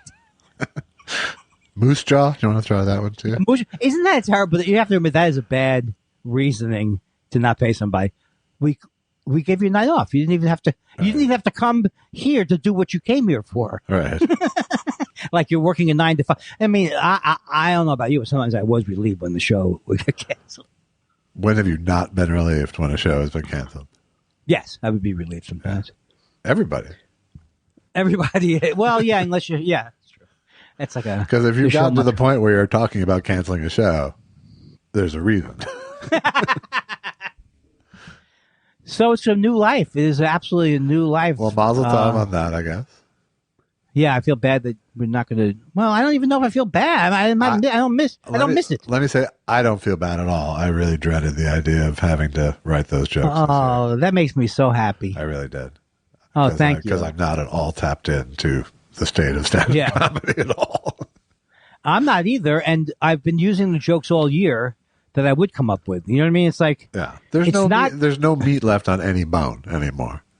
Then there's no even meat left, honestly, on the festival that is just for laughs. If I'm looking at it that way, of like it's a can't miss situation, I used to have that feeling about it. You know, I missed one of my nephew's weddings because I had to do the show. Right. Thank God.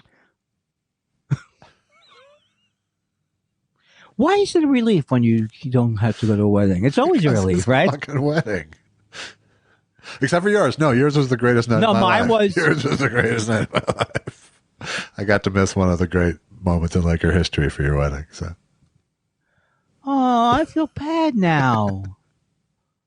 Was that a deciding game, or was it a 6 game of 7? Or I think it was the Sacramento Kings. It was Robert Horry's shot against the Kings, which I heard echoing from the hotel bar during your ceremony.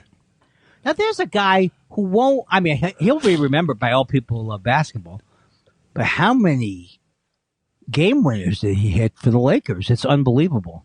For a lot of people. He won 7 He won 7 championships across 3 teams. Oh. Wow. What is he doing now? We don't know. He does, he's an on-air analyst. Oh. All right, let's get back to these letters. What do you say? Big Shot Bob is what that is. Big Shot Robert Hart. Is that what they called him? Yeah. Was he with the Mavericks? Maybe. You know, he was with the Houston Rockets, though. Okay, I'm stupid. You want to do Dan Marsh? Dan Marsh says, well, we just covered this. Hey, guys, when you were oh, no, I thought he was going to say, when are you doing the road? When you were doing the road, what small town did you enjoy the most and why? Maybe Bloomington, Indiana. I think you're right. Because it's a college town, so it's really fun. That was a good one. And the ladies liked me in Bloomington, Indiana for some reason. You mean women? Like women, yeah. Did you tell Allison about that? I think because I was young and in college age. Oh, so this is pre-Allison. Oh, so this is pre when the club was there, the Comedy Addict was there. Yeah, this is when it was Bear's Place. Oh, my God. We're not old. You're young, but boy, have we been around. Oh, yeah. Oh, yeah. I've been everywhere, yeah. I've been everywhere. Bang, bang. Bang, bang. FKA Shucky Ducky says, Shucky-ducky. in my absence, there has been a staggering dearth of Boys from Brazil and Paul Lynde references. I would ask Chaotic Neutral to hum us a few bars, but he doesn't know from funny anyways. Happy Passover, gents. Why did this feud happen? Do you know why? Initially? I don't, no. I want to get to the bottom of it. Yeah. I hate it when there's dissension. I think start DMing these people. Yeah, I mean, we don't want dissension in the ranks. We're shutting down the program, Mangala. You won't shut down the program. We're shutting it down. Oh, can I do one of them? Okay. You're not shutting it down, Jew. Yes, we're shutting it down. I'm with you on the Jew part. You're an insolent Jew. I'm not a Jew at all. And let's go down to the cabana. I always get one word that I can do with the person.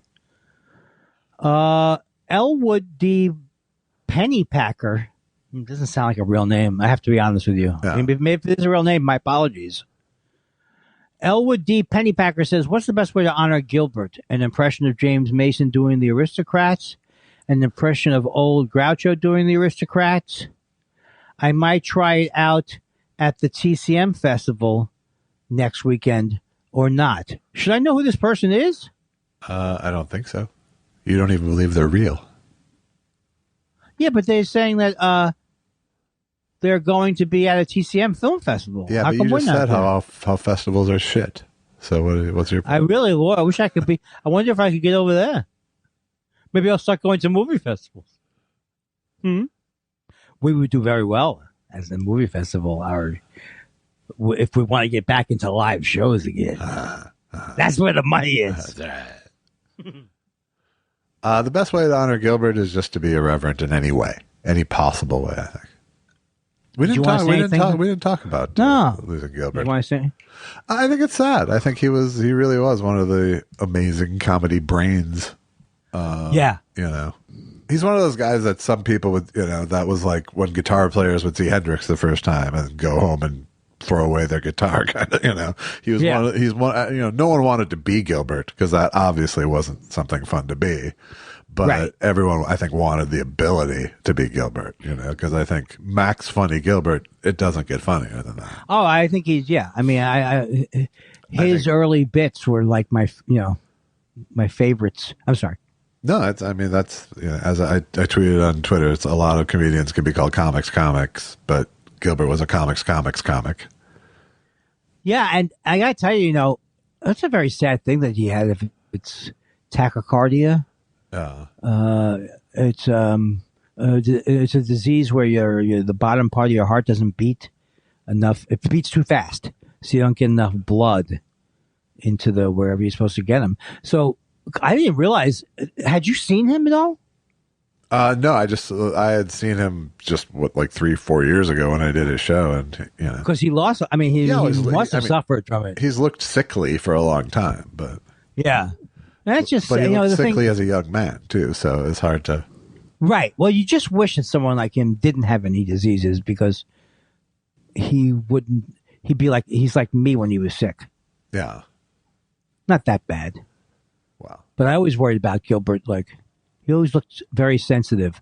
But then the other part of Gilbert was he really could say horrible things at inappropriate times. Absolutely. I mean, yeah, I think he pathologically had to say those things. I think he was someone who self-sabotaged. Allison was she was listening to Howard Stern talking about how frustrated Gilbert would make him because Howard would set him up with these corporate gigs and he'd burn the bridge because he was just so fucking filthy, or he would, yeah, when he would go through that was maximum self-sabotage. And, his ability to say very cruel things could be sometimes, if he had been, I don't know. I don't think he had the filter. I don't think he did either, and I think there was a pathological thing that made him like what you say just the said, most exactly. inappropriate thing. You're absolutely right. In other words, a Tourette's almost compulsion. That has to be what it would be with the tsunami joke in a way, where it's almost like he knows he has this job that's a very well paying job, right? And I don't know if he thinks, how can I fuck this up? No, I But don't think there's- it's that conscious, but I think there is. Yeah. I think he felt like his job was to say the most inappropriate thing in whatever situation he could come up with it. How's it going, Japan, with all the deaths? Good night. He was very, very great with Owen. Did you ever see that Owen Suskind documentary they're talking about? It's who's the Suskind? Who's a not David Suskind, another guy. He's like a famous author, and his son was autistic, and his son is autistic and came out by the Disney movies. And and said Gilbert interacts with him, and so you could tell that Gilbert, he was not just a mass of insecurities. He could be really sweet and No, he was. I think it. At least you get the impression from the doc that having a family and all these things brought out all the best parts of him. Well, what doc is this? The doc about Gilbert. When did that come out? 4 or 5 years ago. I guess I'll see that this weekend then. Yeah, it's good. Yeah. Obviously a little sadder now, but yeah. Well, I mean, the self-sabotage. Here's where I relate to the self-sabotage. I've never even actually seen the footage of him, or if they have footage of him, where he says after 9/11, "I'm sorry, I'm late tonight. I changed planes at the Empire State Building," or something like that. And so they started to boo him, and then he goes into the aristocrats joke. And so to me, that is the greatest example of a good form of self-sabotage. Right. Because there's nothing you can do now, and so you should maybe drive it further. Yeah. Yeah. No, I think there's, in a lot of comedians, there is that, the perverse imp, as the psychological term, that need to be inappropriate or naughty, but I don't think, no one had it less governed than him. Yeah, and nobody could. I mean, you couldn't say he got into a shtick that was surefire, that he was very successful about. He was like, they were so brilliant, and he didn't care. So, and you can't be that guy. You can't be the comics comic with a fear of failure, because that's the thing that comics admire. They don't have themselves, that they admire in others, is fearlessness. Yes. And he did it in a time period where it was harder to do it, I think. I think so too. Yeah. Because not many people were doing that. Yeah. Or anybody doing what he was doing. Okay, I'll go next. Mike Parrish says, are there any everyday sounds that you find irrationally irritating or soothing? The sound of any liquid pouring into a glass makes me want to puke and go deaf. But the zip sound I hear when zipping up my hoodie tickles my brain. I can't explain either. I will say to you that a lot of people who are not autistic even, but like for example, Susan, who's very visually inclined, sounds really can bother her more than people who don't have that condition. So I don't think that's unusual what he's talking about. Like a synesthesia kind of thing. It's more like some people's scratch on blackboards is other people's doesn't bother them. Pouring liquid. Yeah, because that sound of liquid going into a glass you wouldn't think would be a terrible sound. But it does. I mean, I absolutely believe it. No, I believe it too. I have no reason not to, really. I don't know. Why does everything have to be such a big fucking deal with it? You it? seem to have really backed this tweet hard. Mike, I'm with you. I'm with you, Mike. And more people should be, too. I can't think of any sounds that have that sort of visceral I have a visceral reaction to like that. I have a visceral reaction to scents. Well, how about noises on the blackboard? Those don't get you? I mean, I don't like it, but it's not like, it's not one of those. You know. I mean, I've used it as an example of that kind of noise, but it's not something I fear. Right. I get you. Mauricio Habert says, long-time listener, first-time tweeterer. Welcome aboard, Mauricio. Some time ago, I've read somewhere some user comment for Thought Spiral, and it got to be the best tagline ever. Come for the ADD, stay for the OCD. Any thoughts? Any spirals? Love my Mondays because they pack the new TS. Thanks. Well, thank you. I think, thank you. yeah, come for the ADD, stay for the OCD, I think is probably second in line. Yours, right? Second in line to 2 Jews, 2 mics, 2 hours. I love that song. Well, thank you, Mauricio. I think it was a user comment. It wasn't mine. Oh, you'll come for the ATT, you'll stay for the OCD. Whew. Don't call me Boopsy, says, if I start going to the gym again, how long before I become Thought Spiral's official Flexican? Not a bit. Not a bit. It's not a bit. It's not a bit. Does that mean that you're saying that you're really flexible? I think you very quickly could be the most limber Thought Spiral listener. Uh-huh. Mm-hmm. Way to yes and the un-yes-andable. Boom. And you see me how I backed up the mic? Captain Kangaroo sends an article, which is hard to really transmit, but with the mental deterioration of the great Senator Dianne Feinstein being in the news again, do you think she is more or less likely to continue her criminal justice activism by publicizing police efforts to apprehend so-called lawbreakers? And he attaches an article from the San Francisco Weekly about Feinstein tipping off the Night Stalker to something. This is part 2 of a 3-part series. I really just can't. I can't go down this Feinstein hole. Well, I wish you would just. I mean, at some point, it's like ridiculous. At some point, when you're saying why you're going to stay in office at 88, and you're talking into a fish tank. I think she's got to go. Look, I don't know ageist necessarily. In her case, though, what is it going to take? I've never been a big fan of hers to begin with, Diane. I've never been a huge fan either, but is she running again, or what the fuck is happening? I don't think she is, no, but she's just apparently not deep enough into her term for people to wait around. Right, because she could be 92 or something when it comes up. All right. She'll step down. Big comment. Cubicle Clown says, big comedy news of the week was Gilbert's passing. Any stories or memories? No, I don't have any. Do you? No, I mean, the most I ever interacted with him I was joking, was on. I know we just talked about it, but yeah. But I really enjoyed being on the podcast, but that was partially just because Frank Santropadre did so much research and stuff that. Wow, I had fun doing bits with Gilbert and making Gilbert laugh. That was fun, but it was also like it was a great podcast guest spot for me. And I have to say, I've listened to that show, and it was excellent. Well, thank you. You on that show. The fact that you remember tells me it was. Well, it might be one of those things or they jealous, say towards. Or you were jealous and angry.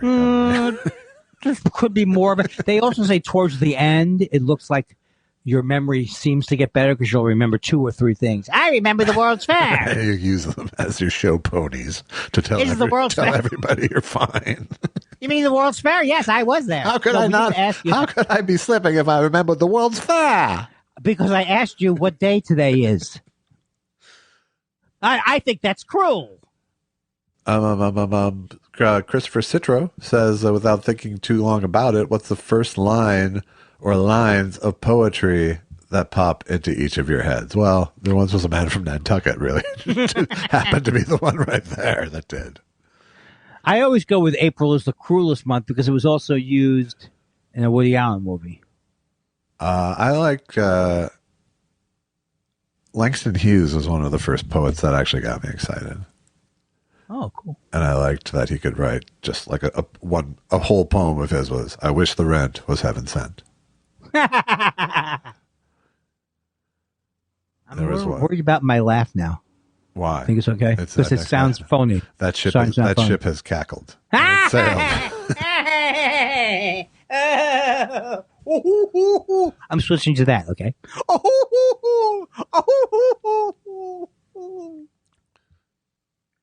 Two roads have converged in a snowy wood. And miles to go before I sleep. What was the last line of my poem again? Oh, okay. And add another one. And miles to go before I sleep. And not a drop to drink. Brian J. Mather says, do you have a tight 10 for Huckabee? Look, if you want to make it on the Christian circuit, you got to do Huckabee. You're leaving dough on the table, fellas. Well, I certainly hate Huckabee. And there was a time period where he was somewhat charming to make fun of him, or like he seemed like a goofy Republican. Yeah, no, he had like this this likable gestation period before he became an evil butterfly. Yeah, because he was trying to come off as the kindly, understanding GOP guy, and then that went away very quickly. You could, you know, play in a cover band with. I just want to say his daughter seems great. Yes. You can tell. You don't know a lot of people by the kind of kids they raise. Yes. She seems like there was a lot of love in that. And the other one who won't say that she's related to Mitt Romney, seems like she's got her head screwed on tight. Yeah, real good. Real good. Yeah. John Dunbar says, "Oh, go ahead." No, go ahead. John Dunbar says, "I love in the final seconds of the show when we hear an Andyism uttered earlier, drenched in memory lane reverb. How does Josh decide which particular line or attempted song to use? Does he know during the show and make an immediate note, or later while editing?" I would say you don't make an immediate note ever. I don't make an immediate note ever. I do it. I'll audition several clips while I'm editing. If I hear one, I'll clip it out and put it at the very end of the timeline, and then they'll compete with each other for which one makes me the happiest at the end. And he does have there's usually Josh. There's usually like 4 of them. And you do have a better memory than me, right? You just asked me that. What? Greg Kelly wants to know.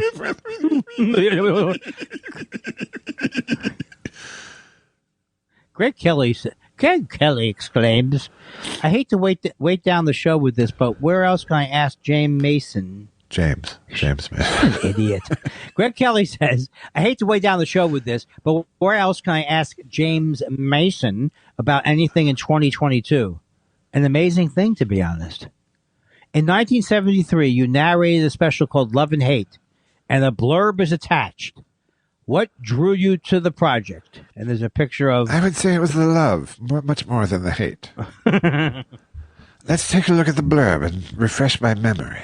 Well, it's a picture of Roberto Clemente. Well, it's go down the list from Remembering Roberto. Okay. A WGN special, Love and Hate. Aggression and hate are an innate... Oh, there you go. Are you going to keep interrupting me? Oh, I'm sorry. Go. Aggression and hate are innate in human beings, but there's a counterbalance. Love is also innate in a man. By virtue of his instincts and intelligence, man may well survive through love rather than to destroy himself through hate. Hosted and narrated by yours truly." That sounds like a good special. I believe that came out of my weekend of LSD with Otto Preminger. I wish that was true. Seth Dick III says, "Favorite Robert Redford project, not Butch Cassidy or All the President's Men." He's saying not Butch Cassidy or the All the President's Men? Yeah, then I'll go the natural. I'll go the natural, too. The home run gets hit. Oh, I actually liked The Way We Were a lot. Yeah, it's all right. Yeah, a little sappy, but yeah.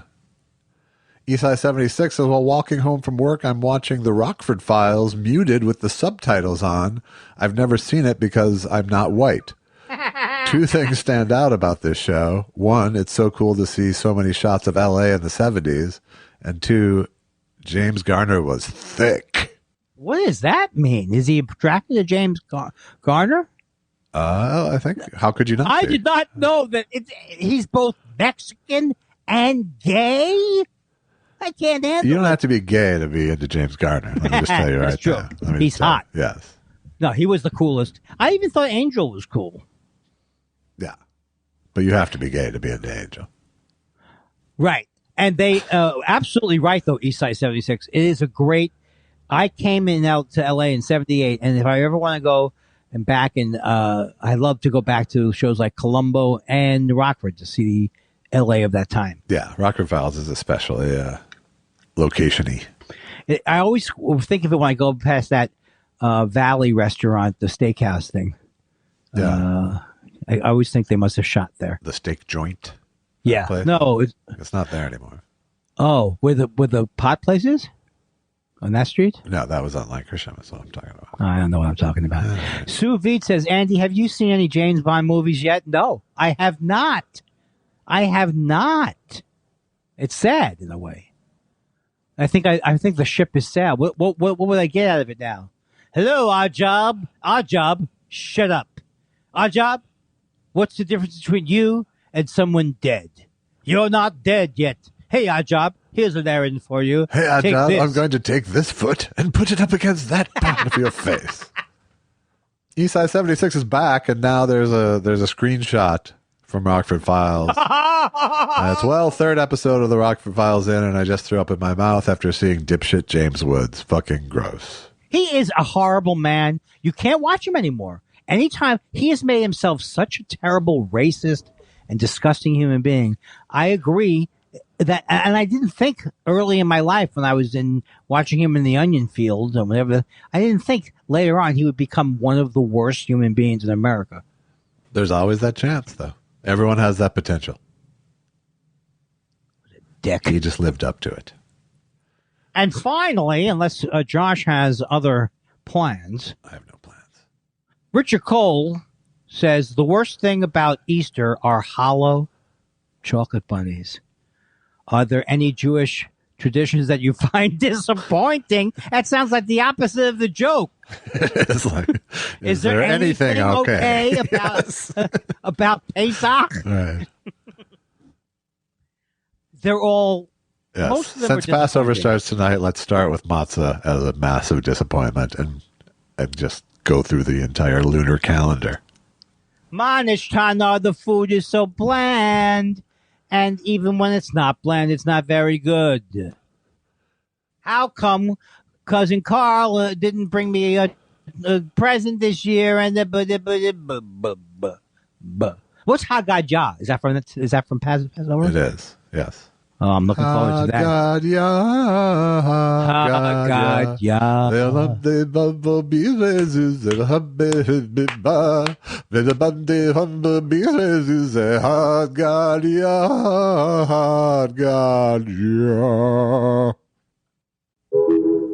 You see what I was doing there? I was crazy.